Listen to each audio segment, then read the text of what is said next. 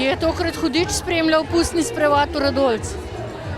Ja, nekje pa moramo poskrbeti za red in to pekel zna, kajti pekel se zdaj bori, da bi izginilo jezero izpod radovljiške knjižnice.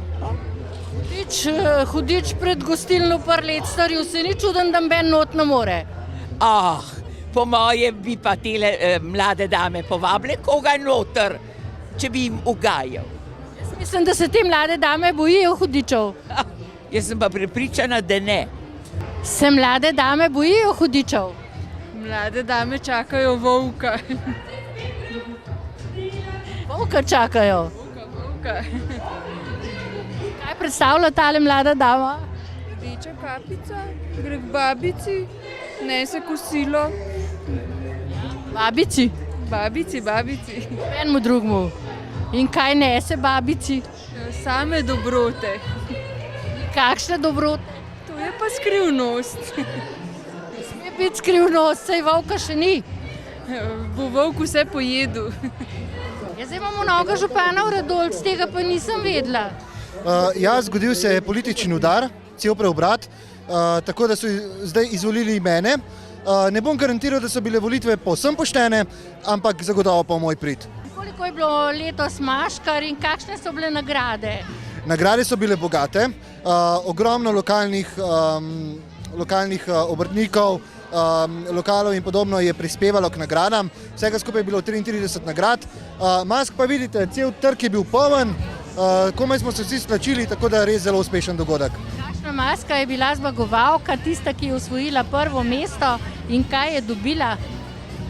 Prvo mesto, zdaj moram pa pomisliti, ker je bilo toliko mask zdaj nagrajenih.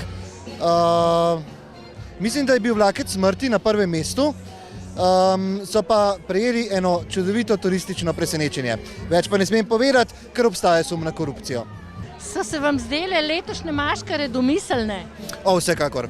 Vsi so ogromno domišljije, ogromno časa vložili v svoje kostume, tako da so res zasijali v polnem siju danes tukaj. In kakšno je počutje v vlogi novega župana? Čudovito. Moram priznati, da predvsem sladko, ker sem se najedel ogromno krofov. Vsi so dajali podkupnino v modri kuverti za nagrade, tako da sem si tudi malo proračun obogatil, kar se bo pa čez leto videlo seveda na radovljiški infrastrukturi. Zadovoljni? Vsekakor, jaz ocenjujem, da je bil dogodek zelo uspešen. Pozdravljena, maškara, aktivist. Dobar dan. Zakaj pa kar se smeti sabo nosaš, a jih je toliko po Radolcu? Ne, jaz pesticidam špricam, zato ker je to zakon, to je biznis, to je... Oni pa nekaj protestirajo proti, jaz pravim, smeti so, to je to. Ja, pri smeteh je zdaj kapital potonal. Ja, pri smeteh. V smeteh smo, je kapital. Tako je. Da jih boste kar za sabo nosili. Ko nas briga, nič ne briga, kva bo čez 10 let. Mi spet to špricamo. Kaj pa si ti? Pika Nogavička.